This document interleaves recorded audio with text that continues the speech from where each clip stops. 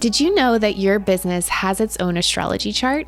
Yes, indeed. Your business's birth chart unveils its bigger purpose, its strengths, its weaknesses, its creative pace, its unique voice, its target audience, and a lot more.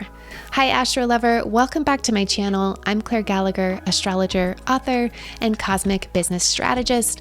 And today I'm going to show you how to cast an astrology chart for your business. Now, you can use your natal chart to do a lot for you when you're figuring out what type of business to start, what your strengths are, how you need to structure your routine, how you need to organize your day. Your natal chart is great for that, but it's also important to have a separate chart to consult for specific business inquiries.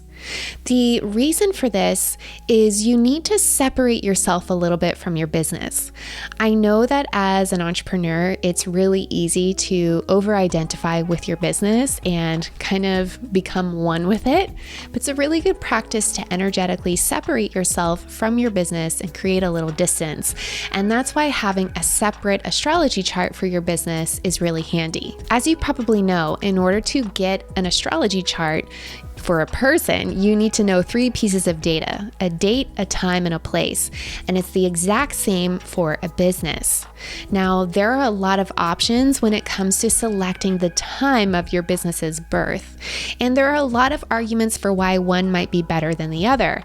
But in my opinion, the one you choose is when it felt the most real to you, when it felt like you really gave birth to something, you really released something. That moment when you felt the excitement and the joy and the catharsis even, that's the moment I want you to use. One option is to cast the chart for the moment you have the idea for the very first time. Now, this can be a little tricky because you might not remember, but if you're a journal keeper, I encourage you to look back and at least get the day that you had the idea. For those of you who don't know the exact time of when you had the idea, that's okay. You can pull a chart for noon, that's a good practice. Or you can try your best to narrow it down to a 2-hour window. For example, if you know you had the idea on your morning walk, you're going to be looking in the window of morning walk time. Or if you knew you had the idea when you were about to go to sleep, you know when you go to sleep, that's when you're going to pull a chart for. So try and narrow it down as much as you can. It doesn't have to be perfect. If you haven't started a business yet and you're just wanting to and you're flirting with the idea, when you have an idea pop in your head, take a screenshot of the time on your phone and use that at a later date to pull a chart. One of my favorite moments to cast a chart for a business is when you buy the .com for the project. Now, this is what I use, honestly, because I buy .coms like wild. Like I have a lot of .coms. Every time I have an idea, I buy that .com in a hot minute.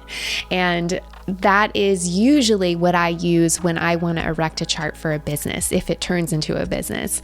And the reason why this is so easy for me is because I have an email that tells me the exact date and time that I bought the .com. Also, I choose this for myself because I know that when I buy a .com, that's when I'm feeling the most excited about an idea.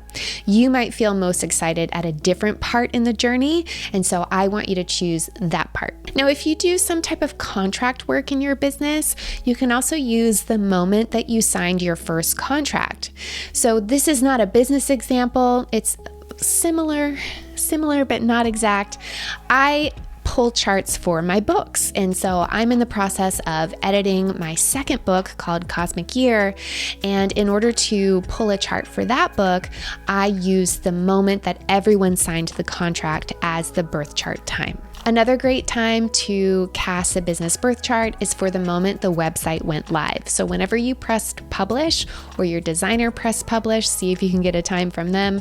It's perfect. This is usually a rite of passage for people. They are visible. They can be found by the world. It's very visual. It's very public. It's a celebration. So it's a really great option. And then of course, there are the more formal times. For example, if you have registered your your business name, or you have incorporated your business, you're going to want to use the date and time of incorporation. And that might be something that you have to research. You might not know exactly what time businesses are incorporated in your area, but that's something maybe you can do a quick internet search or maybe ask someone in the know. So again, the important part is to pick the time that feels most energetically like a swell in your chest, a real birth, the real start of something. There are a lot of options these days for getting an astrology chart online or on an app. So use whatever is your favorite. I'll list a couple of mine. I really like AstroSeek. Astro.com is good too. And then as a professional, I have professional software. I like to use Astro Gold. I'll link those in the description below. So now you have your business's astrology chart. What do you do with it? We're going to look at a very high level version of things you can start to look at in your astrology chart. Now, this is what this entire channel is about, so we're not going to get into the weeds, but I want to get you started. So the first thing I want you to look at is the ascendant sign of your business's astrology chart. The ascendant is the first house. It's also called the rising sign. So if you hear ascendant, first house, rising sign, these are all synonyms that astrologers use to describe the same part of the chart.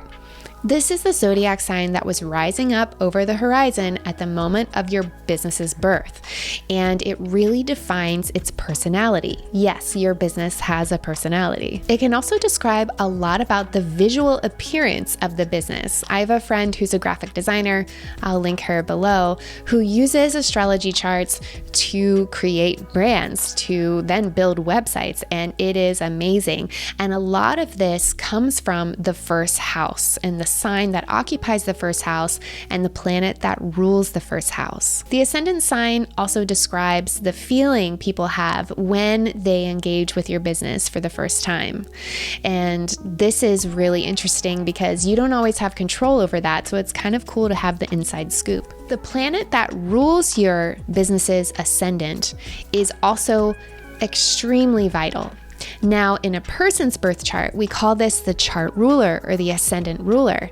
And it is the one planet in your chart that really represents you. And it's the same in a business astrology chart. This is the planet that really describes the business itself. It's also the planet that's kind of doubling as a CEO. It's steering the creative process and life of your business. And it can describe sometimes what the business is actually about. For example, a Venus-ruled business is going to present and be about something very different than a Mars or a Saturn-ruled business. The next place I want you to look in your business's birth chart is at the sun. So the sun is kind of like the chief planet officer. It describes the business's purpose and why it does what it does, the greater meaning behind the business. It's the vision holder of the business, and it's not necessarily doing all the work or getting its hands dirty, but it is making sure all the other planets are clear on what the business is here to do. So look to the sun sign of your business for clues about where it's heading, its bigger purpose, and also where it shines and where it can receive recognition. The last place I want you to look in your business's birth chart is to the 7th house, because most of us, if we want a successful business, we need clients or we need customers. The 7th house or the descendant is the part of the chart that's going to describe your ideal client or the ideal receiver of your business. So the zodiac sign that occupies the 7th house is going to describe how they think, their psychology. It's also going to probably describe some of their pain points as well as what they want. And understanding this about your business is gold, because we all have to solve problems in order to make money. Knowing this is also going to shape your messaging and positioning.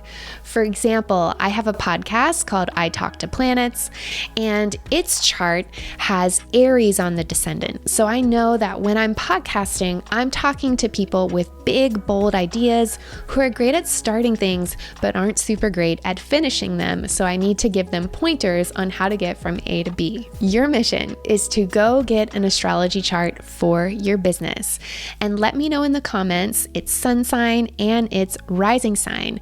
And let me know if anything surprised you about your business chart. It's really fun to unveil it and to see the personality of this thing that you've been working on for so long. And I just want to level with you that astrology can be a lot. It's complicated. It is complex. It is a lot to know. So if you're feeling lost, do not fret. I am here for you.